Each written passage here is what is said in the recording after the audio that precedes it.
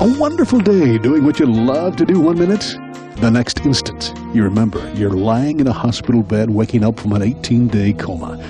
That's the story of this man, Dwayne LeForge of West Ranch, Michigan. 1 minute, a vibrant man filled with life, riding his Harley, celebrating his return from a great trip to the Sturgis Hog Rally with no worries.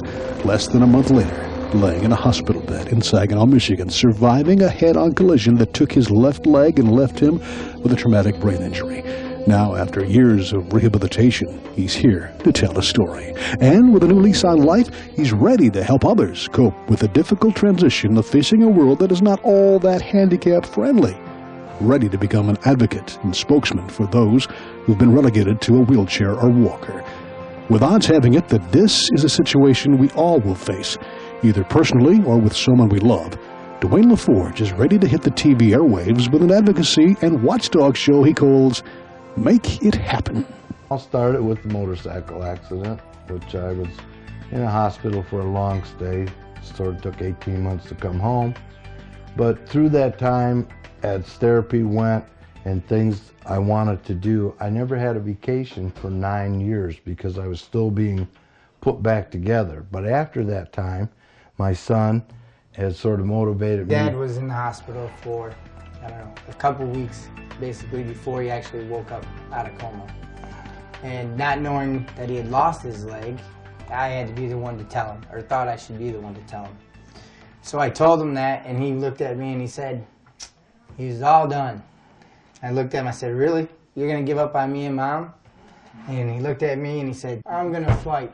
I'm ready. I'm here. And since then, he hasn't stopped, and he's, like you said, he can walk for 5 to 10 minutes, and they said he'd never walk again. So, you know, I think he'll be walking for a couple hours a day before long. Yeah. So yeah. that's the hope. My son has sort of motivated me to get back into television, which, as you know, Barry, we used to work in the old days. Right. But wanted to see what people had thought about having a show for the whole handicapped family, not just the single person that's handicapped, because you need all that support around you. This all came about, Dwayne, because I mean, you were very active before the accident, but the accident put you in a situation where you realized what wasn't out there, right? Correct. Yeah. I had always been a boss most of my life, as you well know, Barry. And it's sort of hard all of a sudden for somebody to be telling you what you can and can't do. I mean, I'd been to psychiatrists that said I would never walk. Well, in town, a little place called Orthotech built me a leg. And he's staying with me to make sure that I get up and walk. And at this point, I can walk for 5 to 10 minutes with this new leg. And it's very inspiring, moving, you know, because this company really cares about their people. I mean, I've been to other clinics, sports clinics. I won't even say how many clinics and who they are, but I know other handicaps have had the same experience, not getting what you need. So I'm hoping with this show that comes about with my son and my wife, who is my rock, to promote handicap living at its best. And we are going to call this show Make It Happen, which means get up and make it happen. Don't sit around with a remote. Think about going outside, smelling the grass, smelling the air, smelling that cold snow. Enjoy things that are free. I mean, you can take a handicapped person, just drive them around, let them see some wildlife. That's what it's all about, and that's what I'm trying to put together with this show, is to show other handicapped people that yes, you can go parasailing, or you can go gliding. There's things that we can do. And don't be shy out there, because I'm hoping at the end of this here you can get a hold of Michigan Magazine and send us letters. Send us things where you've been stopped, where people tell you you can't do it. Don't believe that. Believe in yourself. If you make yourself happy, everything around you should be fine. And that's the only thing that I can say in life that I've learned. And my accident was in 2000. I know as a fact I had 11-year extension to my life. And I don't think there's a lot of people that can say that. So some days when I get up and I don't feel good, I have to remember I'm still breathing and there's things I can do. Mm-hmm. And the thing too is, I think, Dwayne, you're not like a lot of them out there who don't or will not or are afraid to ask questions. You were the type of person, I'm going to call you an advocate for what you're talking about. You've got to ask the questions and demand answers, and why or why not. That's correct. And we all need those answers. Mm-hmm. So don't be ashamed. Like I said, I'm sure there'll be a spot where you can send in letters or emails to Michigan Magazine and help us out. Mm-hmm. Help us find out.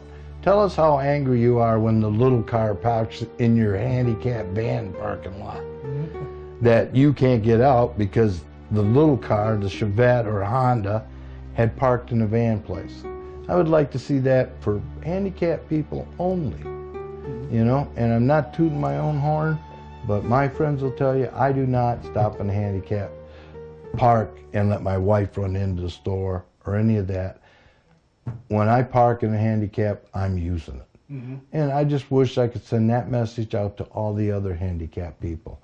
Mm-hmm. And when you do pull in that blue line, please be aware of how far you're over, because that'll eliminate the next handicap. You know, I just believe in my father. I'm very proud of him that he's, you know, fought through it, and now he's willing to help other people get out there and get motivated. And that's what it's about, motivating people to get off the couch and get out and see what's out there. Yeah, you know your father. You know your father's not going to sit down and no, he's never like the way other he's people never it to him. Yes, he's never been one to sit on the sidelines and.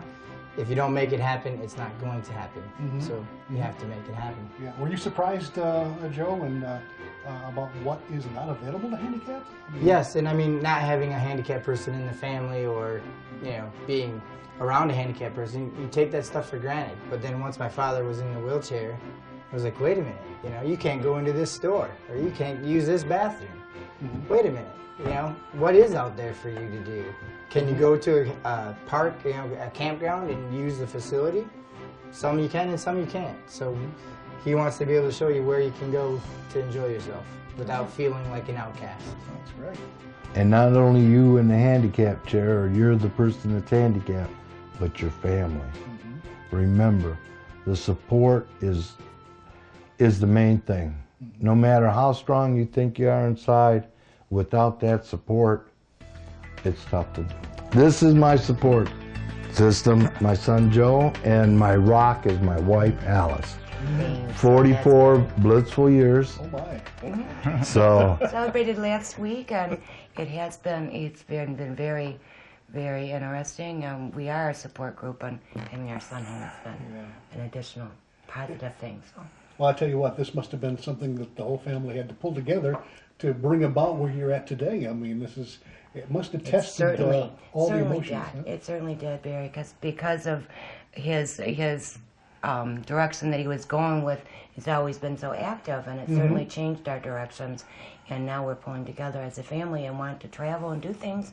And hopefully we can do that with the help of others. And I'm looking forward to it. Bring along people with us so that we can experience things together and pave the road for them, I guess, kind of. Yep, on camping, going camping around, you know, show what, sightseeing, you know, campgrounds, you can get tents that you can roll your wheelchair right in. Believe me, I know that because I used to put my motorcycle in it right. when I go camping. So now it's just a different direction, and now he's accommodating a different power source. But I want to make sure that everybody knows that if they camp here, they have facilities here, you know, and that's what we're basically after. And working toward.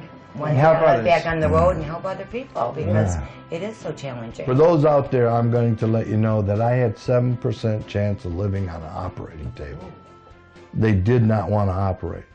But once again, due to strong support, they were pushed into it, and that was, you know, they put me together, and all I remember is waking up 18 days or something later, and doctors standing around going, he made it. You know? Wow. So just remember, a percentage is a percentage. That's all. It's a number. You're the number one out of this whole thing. So just remember that. Yep. And what's the name of the show? Make it happen. We're going to see who can do it. Make it happen. Yeah, Yeah, so let's make it sure happen. like Make it happen.